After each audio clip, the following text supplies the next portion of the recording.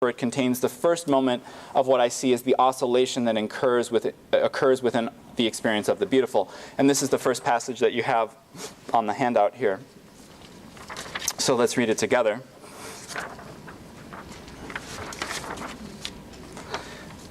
After lunch, when I was not going to roam about Venice by myself, I went up to my room to get ready to go out with my mother and to collect the exercise books in which I would take notes for some work I was doing on Ruskin. As often as not, we would set off for St. Mark's with all the pleasure because, since one had to take a gondola to go there, the church represented for me not simply a monument, but the terminus of a voyage on these vernal maritime waters, with which I felt St. Mark's formed an indivisible and living whole. My mother and I would enter the baptistry, treading underfoot the marble and glass mosaics of the paving. In front of us, the wide arcades whose curved pink surfaces have been slightly warped by time, thus giving the church, wherever the freshness of this coloring has been preserved, the appearance of having been built of a soft and malleable substance like the wax in a giant honeycomb, and where, on the contrary, time has shriveled and hardened the material, and artists have embellished it with gold tracery, of being of the precious binding in the finest Cordoba leather, of the colossal Gospel of Venice. Seeing that I needed to spend some time in front of the mosaics representing the baptism of Christ, and feeling the icy coolness that pervaded the baptistry, my mother threw a shawl over my shoulders. When I was with Albertine at Baalbek, I felt that she was reveling in one of those insubstantial illusions that clutter the minds of so many people who do not think clearly, when she used to speak of the pleasure, to my mind baseless, that she would derive from seeing works of art with me. Today, I am sure that the pleasure does exist, if not of seeing, at least of having seen a beautiful thing with a particular person. A time has now come when, remembering the baptistry of St. Mark's, contemplating the waters of the Jordan in which St. John immerses Christ, while the gondola awaited us at the landing of the Piazzetta, it is no longer a matter of indifference to me that, beside me in that cool penumbra, there should have been a woman draped in her mourning with the respectful and enthusiastic fervor of the old woman in Carpaccio's St. Ursula in the Accademia, and that woman, with her red cheeks and sad eyes, and in her black veils, with whom nothing can ever remove from that softly lit sanctuary of St. Mark's, where I am always sure to find her, because she has her place reserved there as immutably as a mosaic, should be my mother. Long sentences, yes? And the whole book is written in this very elaborate, beautiful, elegant style. Okay, so that's the first passage I'm interested in, and I will juxtapose it with the second one you have there in a minute. Anyone who's completed À la Recherche will immediately be reminded of one of the most dramatic passages in the narrator's story, the encounter with the uneven paving stones in the final novel that later prompts Marcel to spontaneously recollect Venice. These readers would be right to see the above passage as an obvious intertext for the moment around which so much of the novel resolves. It provides one of the sensations whereby the narrator inadvertently recollects his time in Venice, and the impetus for Marcel to eventually become a writer. Rather than reading this scene, the one we just read, forward to the celebrated passage on involuntary memory, I want us to attend to what it has to say about aesthetic judgment. It is striking that here the narrator, and not Swann or Bergot, offers a lengthy first-hand account of what it is like to be before a work of visual art. In fact, situated there in Venice, in St. Mark's, he is not just before a work of visual art, the mosaics depicting the baptism of Christ. He is surrounded by them. It is telling that this passage begins with a reference to Ruskin. This reminds us that St. Mark's and Venice belong to a dense web of literary references, and it may well indicate that some idea of aesthetics is in play. Proust himself is known to have read Ruskin's The Stones of Venice inside St. Mark's, a work that Jacques Rancière has recently described as, quote, the Bible for a new idea of art. Raging against the art of the Renaissance, sorry, Linda, Raging against the art of the Renaissance, Ruskin sought to replace the ideals of harmony and perfection with a conception of beauty as the unvarnished force of nature and untrammeled expression of human freedom. In a chapter on St. Mark's, Ruskin argues that against the then conventional taste, according to which the mosaics that Marcel stands before would be, quote, utterly barbarous representations of religious history. Ever the iconoclast, Ruskin rejects that modern prejudice, instead arguing that the character of the features is almost always fine, the expression stern and quiet and very solemn. My point in citing Ruskin is to demonstrate that the works in question belong to a tradition of religious and artistic pilgrimage, and to indicate that because of Ruskin's investment in them, any commentary on these mosaics, including those in a fictional work like A la Recherche, should be understood as more than simple commentary, but as part of an attempt to articulate something about the beautiful more generally. However, what we may expect to unfold as an erudite exchange with Ruskin becomes instead something closer to home. What is distinctive about Marcel's response is that he stresses that his pleasure with these mosaics followed from the fact that he shared them with someone else. He tells us, quote, it is no longer a matter of indifference that he was with his mother in the baptistry before going on to liken her to a figure in Carpaccio's Martyrdom of the Pilgrims and the Burial of St. Ursula from 1493, a work in the collection of the Accademia in Venice. And instead of reporting on the baptistry and how it compares with Ruskin's text, and by this point as readers we expect that Marcel will have certain expectations which will then be deflated. This is a familiar theme of the novel. He has a bunch of expectations which he's garnered from conversations with other people or from literature, and then when he gets to the actual experience it's much lesser. But this doesn't happen here. There's instead a recollection of Albertine. Here the narrator describes the pleasure created by sharing in the beauty of these mosaics as the correction of an earlier view. He was wrong, he tells us, to think of Albertine's pleasure at seeing works of art together as baseless. The narrator concludes, today I am sure that the pleasure does exist, if not of seeing, at least of having seen, a beautiful thing with a particular person.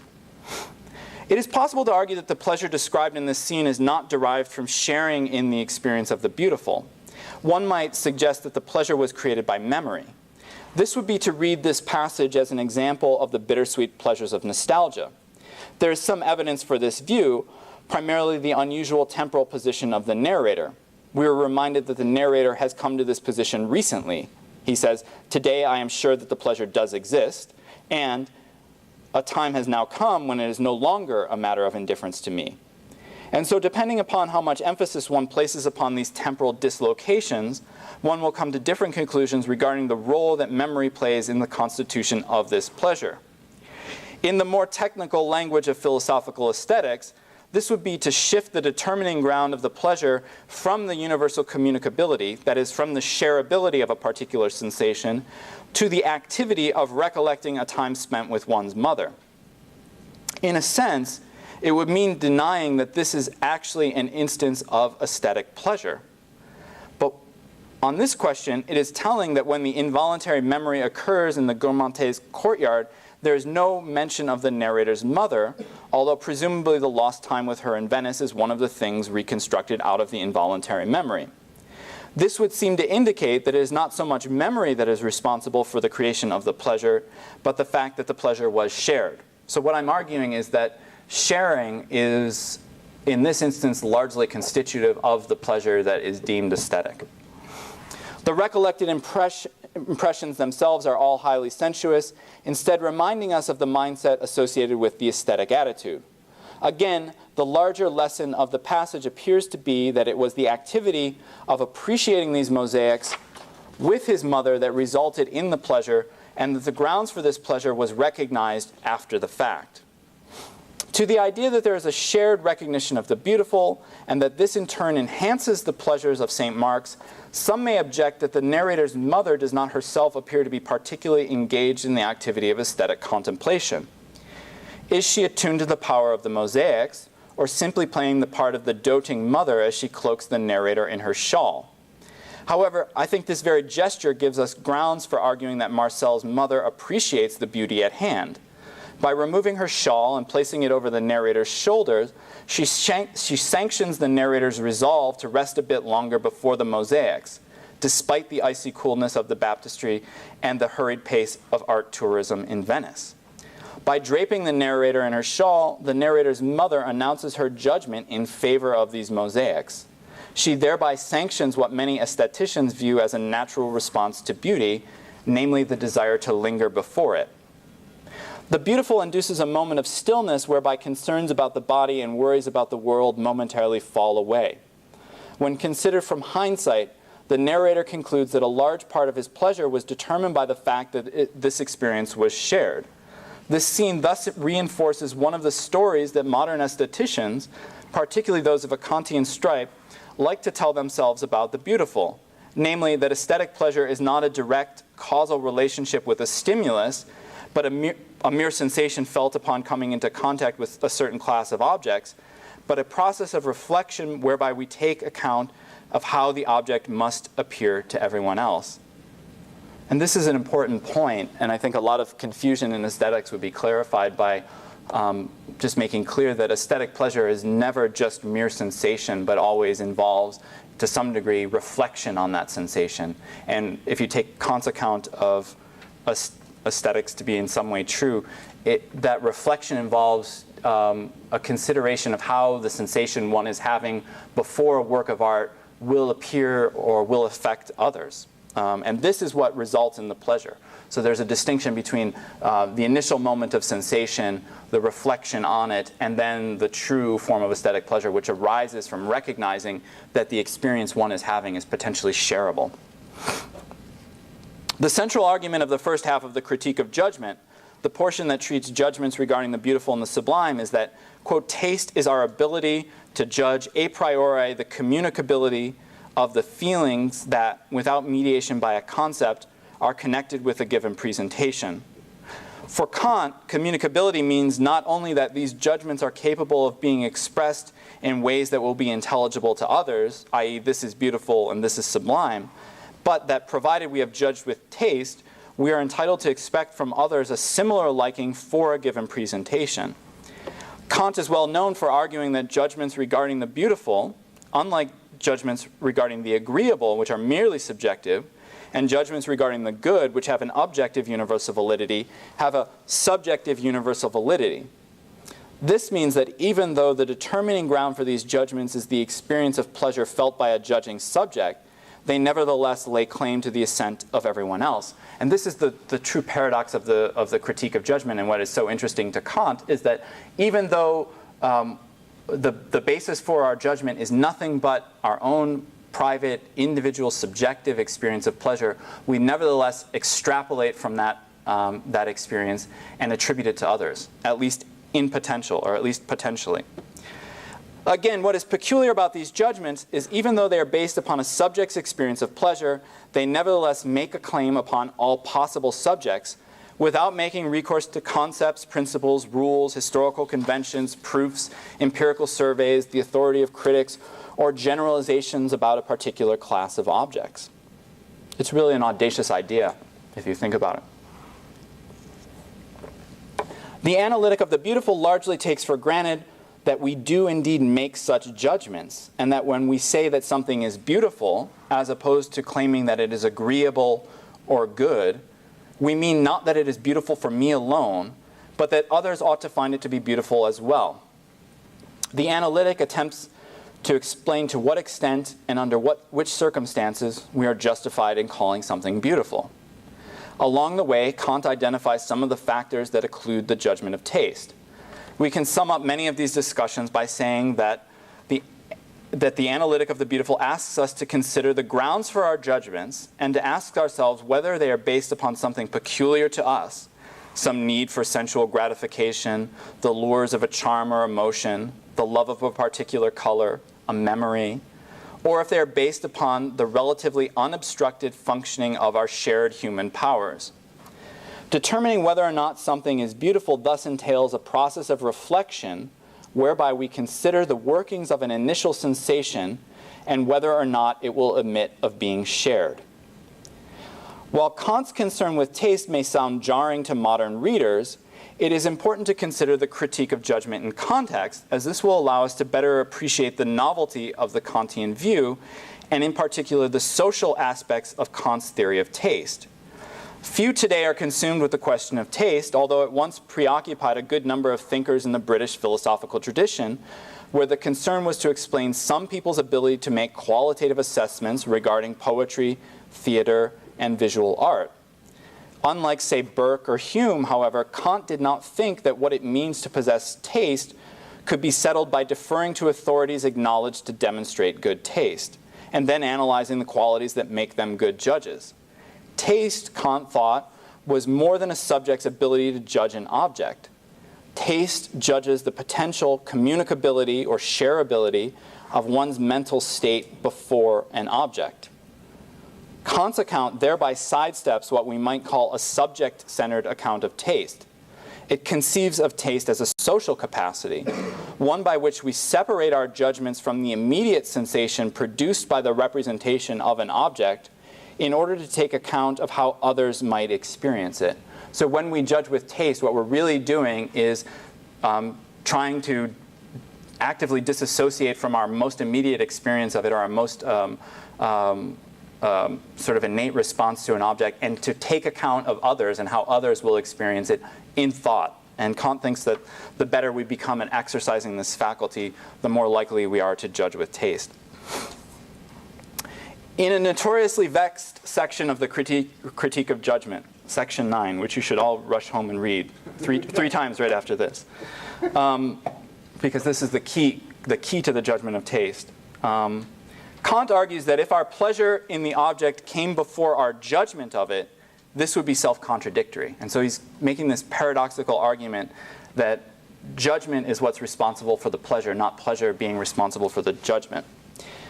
This type of pleasure, Kant claims, would be none other than mere agreeableness in the sensation, so that by its very nature it could have only private validity.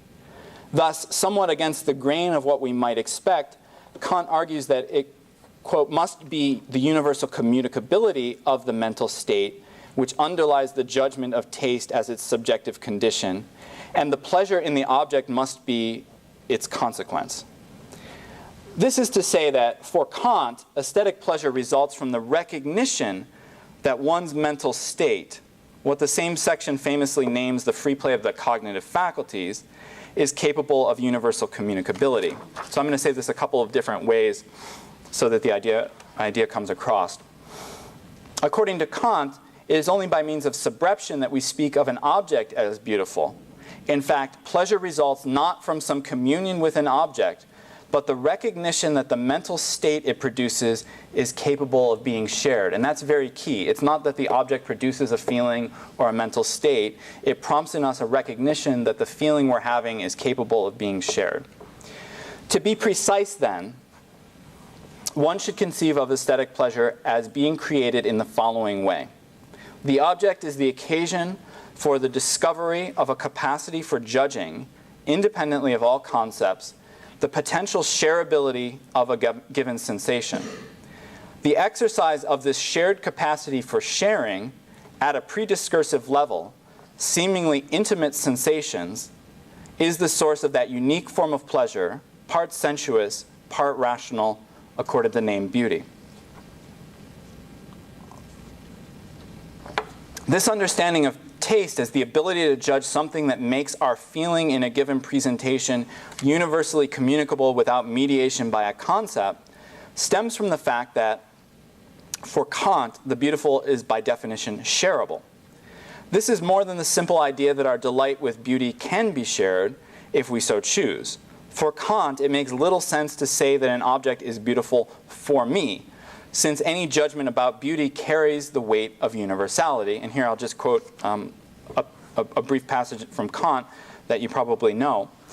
It would be ridiculous if someone who prided himself on his taste tried to justify it by saying, this object, the building we are looking at, the garment the man is wearing, the concert we are listening to, the poem put up to be judged, is beautiful for me.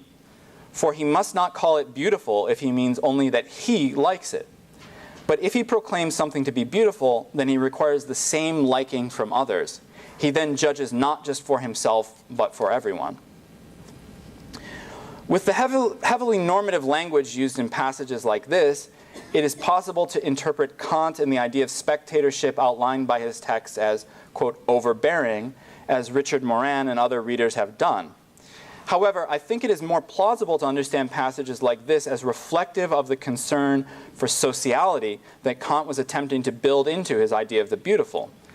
As Kant explains when discussing the empirical interest we have in the beautiful, quote, we judge someone refined if he has the inclination and the skill to communicate his pleasure to others, and if he is not satisfied with an object unless he can feel his liking for it in community with others. In the end, when civilization has reached its peak, it makes this communication almost the principal activity of refined inclination. And sensations are valued only to the extent that they are universally communicable. Isn't that a beautiful passage? According to this reading, a judgment regarding the beautiful need not be understood as an excessively burdensome demand placed upon the other. After all, we are talking about an instance of potentially shareable pleasure. But the indication that I have already attempted to take account of the possible responses of everyone else, and in the